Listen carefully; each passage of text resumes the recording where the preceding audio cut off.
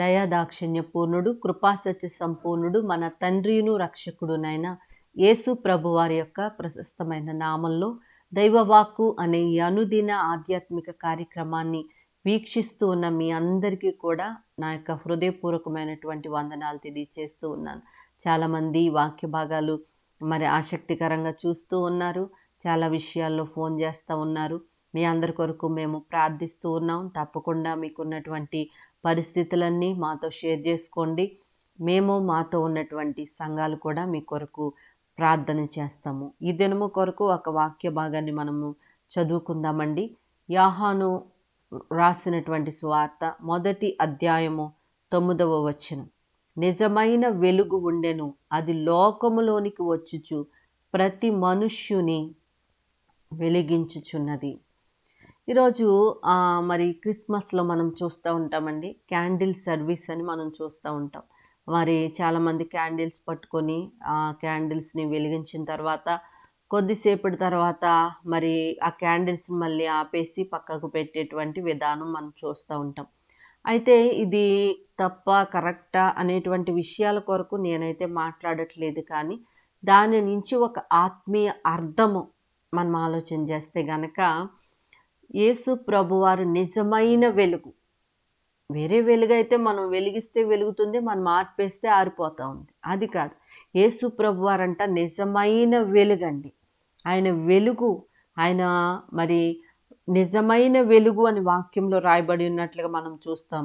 ఆ వెలుగు లోకంలోనికి వచ్చుచు ప్రతి మనుష్యుని కూడా వెలిగిస్తూ ఉంది అని మరి వాక్యంలో రాయబడింది. యేసు ప్రభువారు వెలుగై ఉన్నారు అని వాక్యంలో రాయబడింది. అయితే మత్తయి సువార్త 5వ అధ్యాయం 14వ వాక్యంలో రాయబడింది, మీరు వెలుగై ఉన్నారు. అంటే యేసు ప్రభువారు వెలుగు, ఆయన ఈ లోకంలోకి వచ్చి మనల్ని వెలిగించారు. మనము కూడా వెలుగు సంబంధులమే. మనము కూడా మరి వెలిగించబడినటువంటి వారముగా ఉన్నాము అని దేవుని యొక్క వాక్యము తెలియజేస్తూ ఉంది. మీరు వెలుగై ఉన్నారు అని వ్రాయబడి ఉన్నట్లుగా మనము చూస్తూ ఉన్నామండి. మీరు లోకమునకు వెలుగై ఉన్నారు, మనము లోకమునకు వెలుగై ఉన్నాం. మరి దీని ఆత్మీయ అర్థంగా మనం ఆలోచన చేస్తే యేసు ప్రభువారు ఈ లోకంలోనికి వెలుగుగా వచ్చారు. ఆయన నిజమైన వెలుగు, ఆయన మనల్ని వెలిగించారు. మనము కూడా వెలుగై ఉన్నాము అని మరి దేవుని యొక్క వాక్యము తెలియజేస్తూ ఉంది.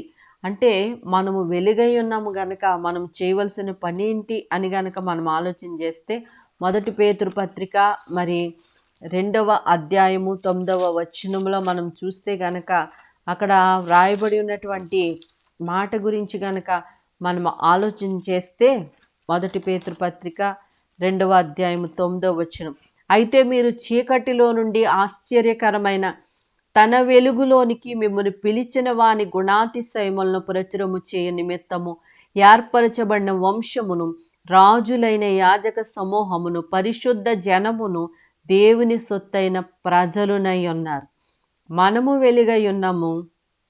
మనం ఏం చేయాలంటే మనల్ని చీకటిలో నుండి ఆశ్చర్యకరమైన వెలుగులోనికి మనల్ని పిలిచి మనల్ని వెలిగించిన వాని యొక్క గుణాతిశయములను ప్రచురము చేయవలసినటువంటి వారమై ఉన్నాం. ఆయన గుణలక్షణాలు, ఆయన మంచితనము, ఆయన సాత్వికము, ఆ వెలుగులో ఉన్నటువంటి స్వచ్ఛత మనము లోకానికి ప్రచురింపవలసినటువంటి వారమై ఉన్నామని దేవుని యొక్క వాక్యము తెలియచేస్తూ ఉంది.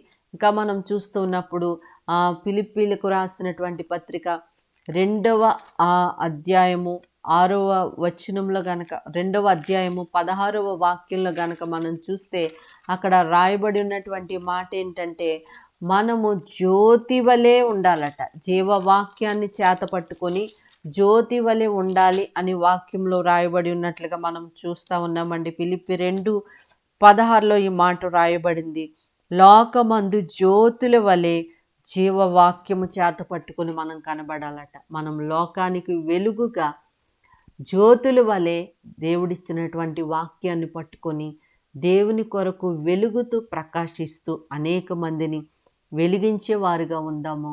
దేవుడి మాటలు దీవించునుగాక. ఆమెన్. ప్రియ పరలోకపు తండ్రి, మీకు స్తోత్రాలయ్యా. ఈ వాక్య భాగాలు వింటున్న వారిని మీరు జ్ఞాపకం చేసుకోండి. అయ్యా, నిజమైన వెలుగు వరే మీరు ఈ లోకానికి వచ్చారు. ప్రతి వాణిని వెలిగించారు ప్రభువా. మాలాంటి జీవితాలు చీకటిలో ఉండకుండా ఆశ్చర్యకరమైనటువంటి వెలుగులోనికి మమ్మల్ని పిలిచారు. నీకు వందనాలయ్యా. తండ్రి, మీ గుణాతిశయములను లోకములోనికి ప్రచురము చేసేటువంటి స్థితిలో మేము ఉండుటకు సహాయం చేయమని అడుగుతా ఉన్నాం. నాయనా, నీకు వందనాలు ప్రభువా. నీకోసం ప్రకాశించే వారిగా, నీకోసం జ్యోతుల వలె జీవవాక్యము చేత పట్టుకొని మేముండునట్లుగా సహాయం చేయమని యేసు దివ్యనామంలో అడిగి వేడుకుంటూ ఉన్నాము తండ్రి. ఆమేన్.